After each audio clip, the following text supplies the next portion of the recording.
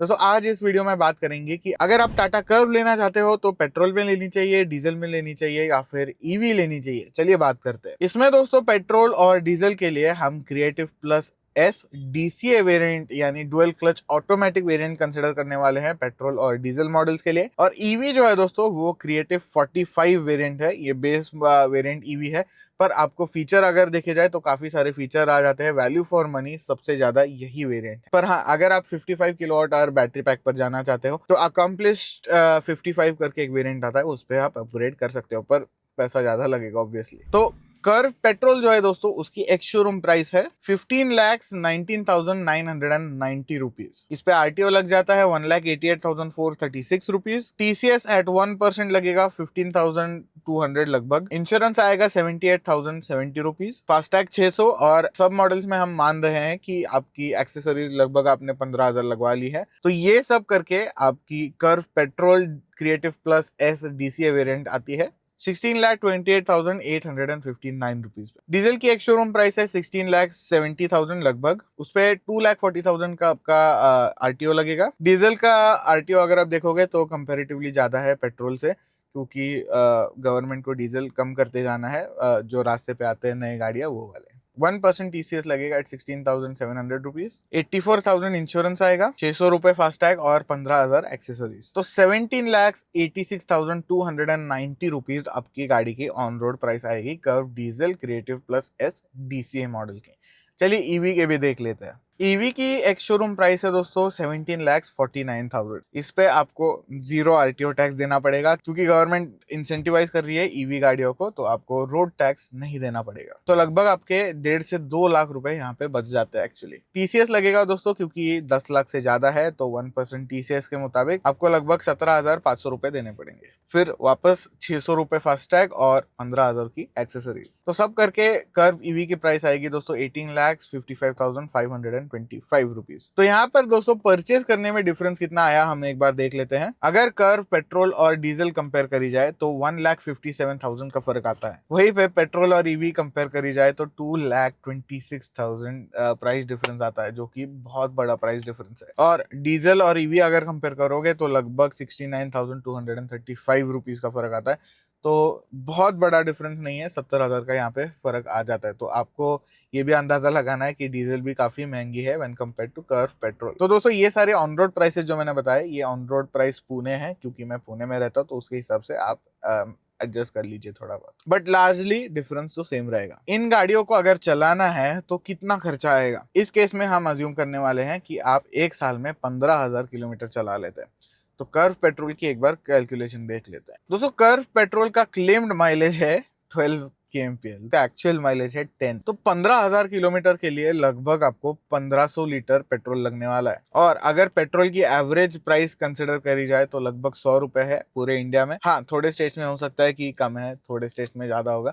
मैंने average price यहाँ पे पकड़ लिया है। कर्व पेट्रोल अगर आपको 15,000 किलोमीटर चलानी है तो 1.5 लाख रुपए आपको देने पड़ेंगे। चलिए दोस्तों आप कर्व डीजल की बात कर लेते हैं। कर्व डीजल का क्लेम्ड माइलेज है 15, रिस्पेक्टेबल है, बहुत ज्यादा नहीं है पर ठीक है। तो एक्चुअल माइलेज लगभग आपको 12 किलोमीटर पर लीटर मिल जाएगा। तो इस एवरेज के मुताबिक दोस्तों आपको 1,250 लीटर आपको डीजल लगने वाला है। ऑन एवरेज डीजल की प्राइस है 90 रुपीज। तो 90 रुपीज के मुताबिक दोस्तों आपको 1,12,500 रुपए देने पड़ेंगे डीजल भरने में, जो मैं मानता हूं कि पेट्रोल से कम है पर बहुत ज्यादा कम नहीं है। तो चलिए कर्व ईवी की बात करते हैं कि 15,000 किलोमीटर चलाने में कितना आपको कॉस्ट आएगा। तो इसमें मैं आपको बता दूं दोस्तों कि हम कंसिडर करने वाले हैं कि 80% टाइम्स अपने घर पे चार्ज करिए गाड़ी और 20% अपने बाहर चार्ज करिए। जब आप कहीं जाते हो या फिर इमरजेंसी केस में अपने बाहर चार्ज कर ली तो वो 20% आ जाते हैं। कर्व ईवी 45 की क्लेम रेंज है 502 किलोमीटर्स। उसकी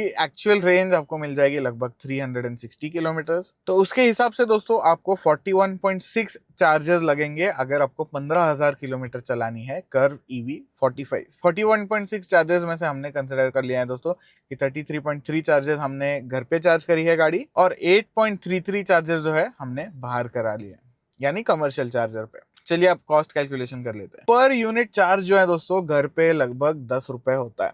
10 रुपए एक यूनिट के लिए। पर आपको कैसे पता चलेगा कि आपकी गाड़ी में कितने यूनिट जरूरी है? देखिए, कर्व ईवी 45 जो है वो 45 किलोवाट आवर की बैटरी के साथ आता है। एक यूनिट यानी 1 किलोवाट आवर होता है। तो आप 45 से डायरेक्ट मल्टीप्लाई अगर कर लेंगे तो आपको प्राइस मिल जाती है। वहीं पे कमर्शियल यूनिट जो है वो लगभग 20 रुपए जाता है, यानी डबल प्राइस पे आप गाड़ी चार्ज करने वाले हो अगर आप कमर्शियल चार्जर पे जाओगे। तो 33.33 चार्जेस के लिए आपको लगेंगे 15,000 रुपए और 8.33 चार्जेस के लिए आपको लगेंगे 7,500 रुपीज। टोटल आएगा 22,500 रुपीज फॉर 15,000 किलोमीटर। तो आप समझ सकते हैं कि 1.5 लाख कहाँ, 1,12,000 कहाँ और 22,500 कहाँ।